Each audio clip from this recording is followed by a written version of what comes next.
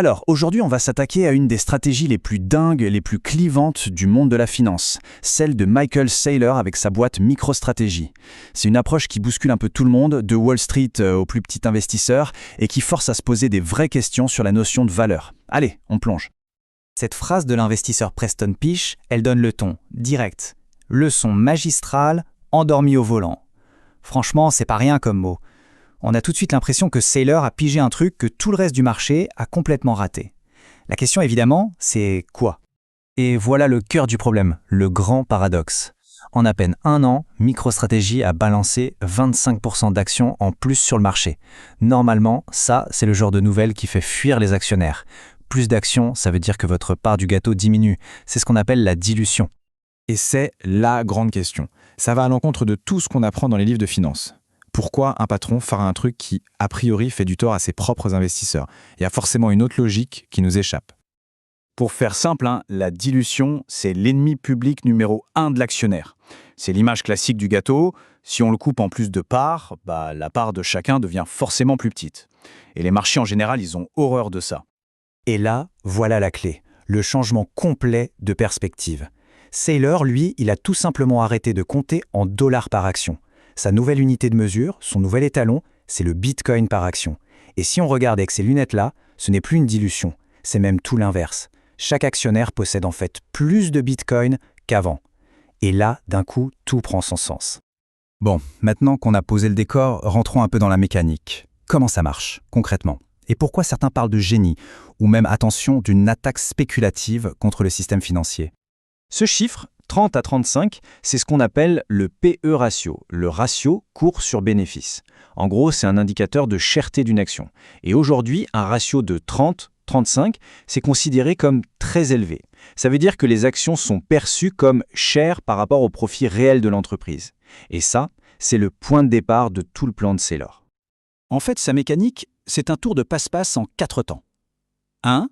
Il voit que le marché surévalue ses actions, qu'elles sont chères. 2. Il en profite pour en créer de nouvelles et les vendre à ce prix d'or. 3. Avec l'argent frais, il n'investit pas dans sa boîte, non, il achète du Bitcoin, immédiatement. Et 4. Le résultat, la quantité de Bitcoin par action augmente. Il a en quelque sorte échangé du papier surévalué contre ce qu'il estime être de l'or numérique.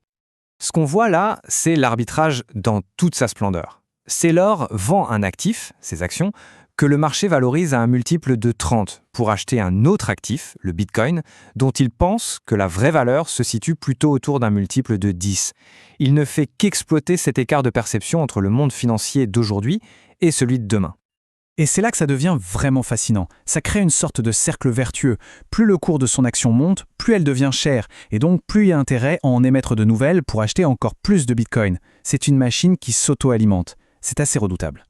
Alors, on peut se demander, c'est quoi la suite? Est-ce que c'est juste le coup de poker d'un seul homme, ou est-ce qu'on est au début d'une vraie tendance de fond qui pourrait tout changer pour les entreprises? Regardez ce chiffre, il donne le vertige, 6 000 milliards de dollars. C'est le cash, l'argent qui dort sur les comptes en banque des entreprises américaines. Un tas d'argent colossal qui, à cause de l'inflation, perd de sa valeur tous les jours. C'est le cauchemar de tous les directeurs financiers. Et c'est là qu'on peut imaginer un effet domino. Mettez-vous à la place du concurrent de MicroStrategy. Votre trésorerie, elle est en dollars, elle fond. La leur, elle est en Bitcoin et, en théorie, elle prend de la valeur. L'avantage compétitif devient juste énorme.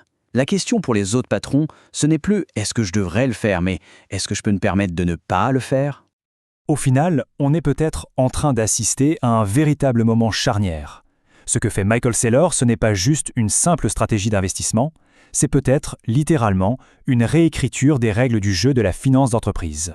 Cette prédiction est énorme, bien sûr, mais elle montre bien l'ampleur du truc. Si son pari s'avère payant sur le long terme, alors oui, c'est sûr, dans quelques années, on enseignera le cas Saylor dans toutes les écoles de commerce comme une nouvelle manière de créer de la valeur. Les mots utilisés par les analystes sont très forts. En accumulant du Bitcoin comme il le fait, Saylor ne gère pas juste une boîte, non. Il construit une sorte de forteresse financière, un mégalithe conçu pour tenir des décennies. Et cette position pourrait faire de lui une figure incontournable, un roi de l'économie de demain. Et on termine sur cette question, qui reste ouverte. Est-ce qu'on est au début d'une révolution, où chaque entreprise devra choisir son camp, son actif de réserve? Le pari de Saylor, c'est que le Bitcoin est cet actif supérieur. Seul l'avenir nous dira s'il a raison, mais une chose est sûre, il a obligé tout le monde à se poser la question. Et ça, c'est déjà énorme.